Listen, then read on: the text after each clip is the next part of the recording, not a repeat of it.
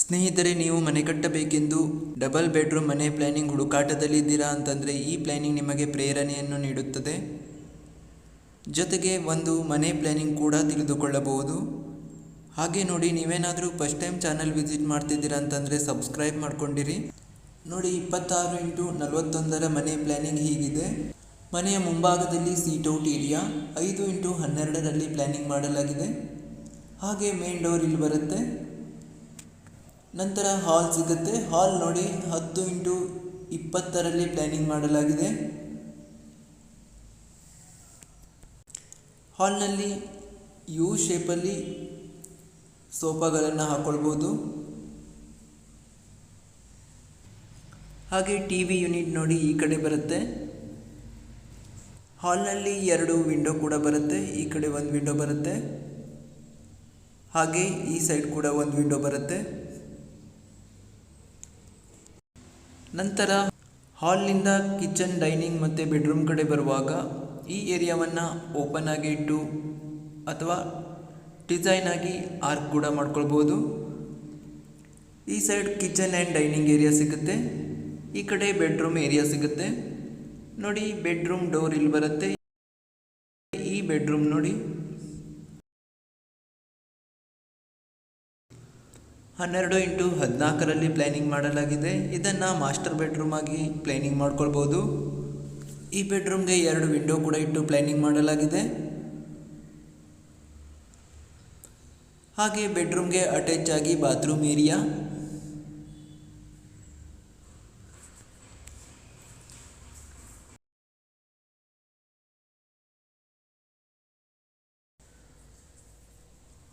Bathroom ನೋಡಿ 5x6 planning ಮಾಡಲಾಗಿದೆ. ಹಾಗೆ ಬಾತ್ರೂಮಲ್ಲಿ ಒಂದು ವಿಂಡೋ ಕೂಡ ಬರುತ್ತೆ. ಇನ್ನೊಂದು ಬೆಡ್ರೂಮ್ಗೆ ಇಲ್ಲಿ ಡೋರ್ ಇಟ್ಟು ಪ್ಲಾನಿಂಗ್ ಮಾಡಲಾಗಿದೆ. ಈ ಬೆಡ್ರೂಮ್ ನೋಡಿ 12x12 ಪ್ಲಾನಿಂಗ್ ಮಾಡಲಾಗಿದೆ. ಈ ಬೆಡ್ರೂಮ್ಗೂ ಸಹ ಅಟ್ಯಾಚ್ ಬಾತ್ರೂಮ್ ಇಟ್ಟು ಪ್ಲಾನಿಂಗ್ ಮಾಡಲಾಗಿದೆ.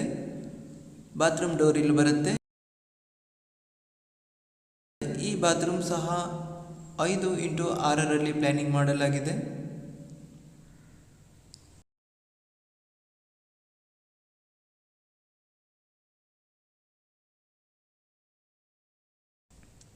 ಹಾಗೆ ಈ ಬೆಡ್ರೂಮಲ್ಲಿ ಈ ಕಡೆ ಒಂದು ವಿಂಡೋ ಬರುತ್ತೆ.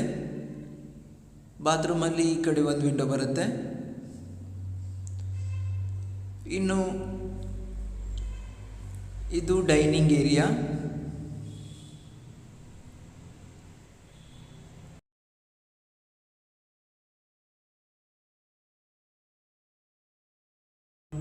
ಡೈನಿಂಗ್ ಏರಿಯಾ ನೋಡಿ 12x16 ಪ್ಲಾನಿಂಗ್ ಮಾಡಲಾಗಿದೆ. ಹಾಗೆ ಈ ಕಡೆ ಕಿಚನ್ಗೆ ಹೋಗಲಿಕ್ಕೆ ಪ್ಲಾನಿಂಗ್ ಮಾಡಲಾಗಿದೆ. ಕಿಚನ್ ಡೋರ್ ಇಲ್ಲಿ ಬರುತ್ತೆ. ಕಿಚನ್ ಏರಿಯಾ ನೋಡಿ 10x12 ಪ್ಲಾನಿಂಗ್ ಮಾಡಲಾಗಿದೆ. ಹಾಗೆ ಕಿಚನ್ನಿಂದ ಈ ಕಡೆ ಬಾತ್ರೂಮ್ ಮತ್ತು ಕ್ಲೀನಿಂಗ್ ಏರಿಯಾ, ಇಲ್ಲೊಂದು ಡೋರ್ ಬರುತ್ತೆ. ಈ ಏರಿಯಾ ನೋಡಿ 6x7 ಪ್ಲಾನಿಂಗ್ ಮಾಡಲಾಗಿದೆ. ಹಾಗೆ ಇಲ್ಲಿ ಬಾತ್ರೂಮ್ ಡೋರ್ ಬರುತ್ತೆ. ಈ ಬಾತ್ರೂಮ್ ನೋಡಿ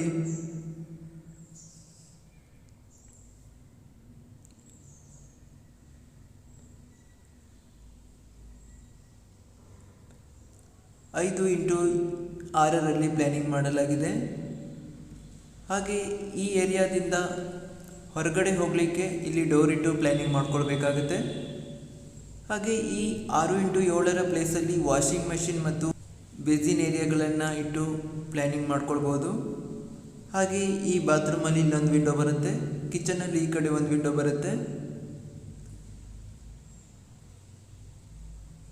ಹಾಗೆ ಈ ಕಡೆ 9x10 ಪ್ಲೇಸ್ ಸಿಗುತ್ತೆ. ಇದನ್ನು ಕಾರ್ ಪಾರ್ಕಿಂಗ್ ಏರಿಯಾನಾದರೂ ಮಾಡ್ಕೊಳ್ಬೋದು, ಅಥವಾ ಒಂದು ಚಿಕ್ಕ ಬೆಡ್ರೂಮ್ ಆಗಿಯೂ ಕೂಡ ಮಾಡ್ಕೊಳ್ಬೋದು, ಅಥವಾ ಕಿಚನ್ ಸ್ಟೋರ್ ರೂಮ್ ಕೂಡ ಮಾಡ್ಕೊಳ್ಬೋದು.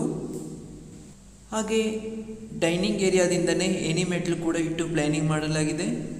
ಏಣಿಮೆಟ್ಲು ಏರಿಯಾ ನೋಡಿ ಈ ರೀತಿ ಬರುತ್ತೆ. ಹಾಗೆ ಇದನ್ನೇ ಡಬಲ್ ಫ್ಲೋರ್ ಮನೆ ಕಟ್ಟುವುದಾದರೆ ಇನ್ನು 4 ಬೆಡ್ರೂಮ್ಗಳು ಸಿಗುತ್ತೆ. ವಿಶಾಲವಾದ ಹಾಲ್ ಕೂಡ ಸಿಗುತ್ತೆ.